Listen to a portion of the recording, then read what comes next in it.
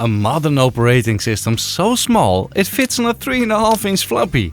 Obviously, I had to try it. So I downloaded the floppy image and wrote it to this yellow save icon. How well does it work? Let's find out. It's the anarchy with me on the exciting guy! KolibriOS can load in seconds. Well, not when booting from a floppy. I'll speed this part up because I don't expect anyone to wait this long on a video.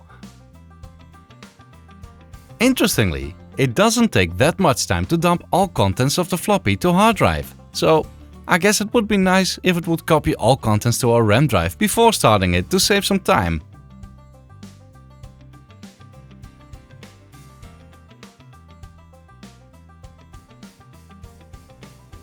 Ah, there we are. 9 minutes and 30 seconds. That's not that fast. But we do get a nice looking graphical environment that runs quite snappy on this very old Pentium 3 laptop. Let's see if we can get one of the browsers to show us a web page. Ah, that's too bad. Netconfig does show the network card, including the driver it has loaded for it, but apparently it doesn't work. I tried starting and restarting the device, but it didn't seem to make any difference. Network status only shows the loopback device. I have no idea how to fix this, so I guess we'll just have to do without the internet on this laptop. Let's see what file management we can do with it. I've plugged in a USB thumb drive, which does show up. It also shows the internal hard drive.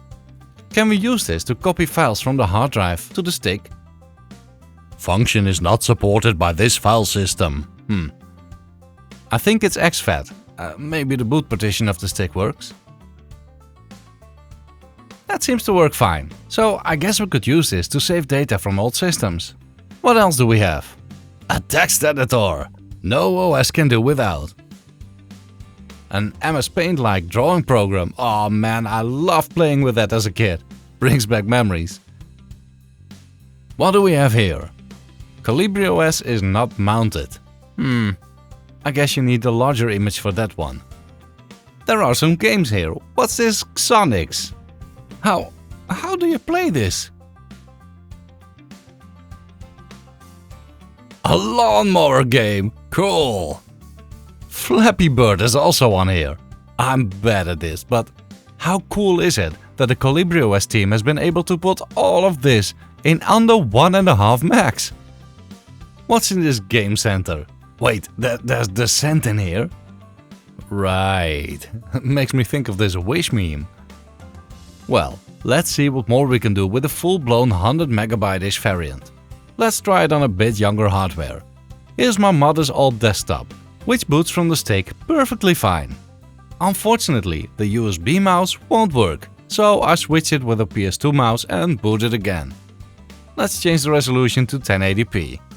Boom! Now that's fast! Nothing like the 10ish minutes booting from floppy. And the mouse is working this time. This isn't exactly a high-performance PC either, with an AMD A4 5300 APU, which is about 12 years old at this point and wasn't exactly a monster back then either. The default browser seems to work and we actually seem to be connected to the internet. It doesn't seem to be able to display anything slightly modern though. Even Google is messed up. Where's the search field? The NetSurf browser doesn't seem to work at all. I couldn't get it to display anything. Not even the forum it was trying to load when I opened it. I thought this AMD temp thingy in the system panel was kinda neat, but 6.75 degrees Celsius? That seems awfully low. It's not like I'm sitting inside a fridge here. The 3D demos run great. FPS readings in the multiple thousands. I guess those demos are no match for this bad boy. I didn't get any audio, unfortunately. There are quite a lot more games in the full variant of KolibriOS. The shareware versions of Doom and Quake, for example. Let's see how Quake does. I can't seem to find a way to put it in full screen, or at least raise the window size, so I guess we'll just have to do with this tiny windowed gameplay.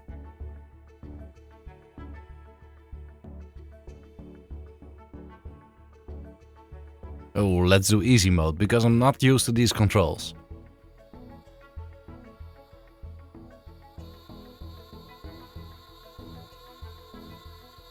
Loading takes ages. Why? After the map has been loaded, it plays fine, but I wouldn't expect anything else on this system, in a window that small. And it seems to hang when I want to close it. Here's Tyrion. Same screen size issue here.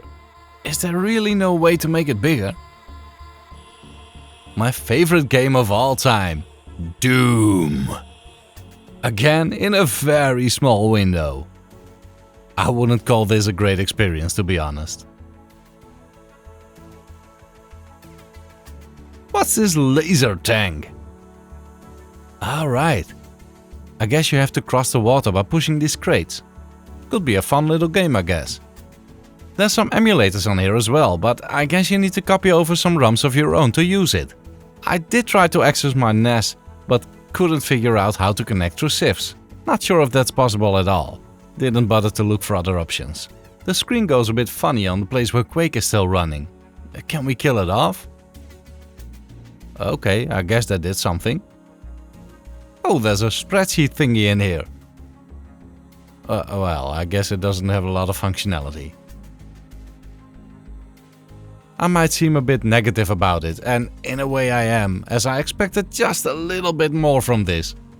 It sure is very cool to have an OS this tiny in 2024, where even tiny Linux distros just don't exist anymore. It's hard, if not impossible, to find a distro that runs well on my old Pentium 3 laptop that has just 265 MB of RAM, and these guys just managed to create a full-blown desktop that runs on less than that. It's quite amazing when you think about it that way. Is it useful though? Well, maybe if it had a bit more hardware support. Sound would have been nice.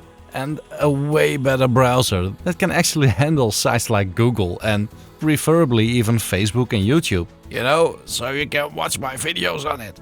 Then it would be a lot more useful.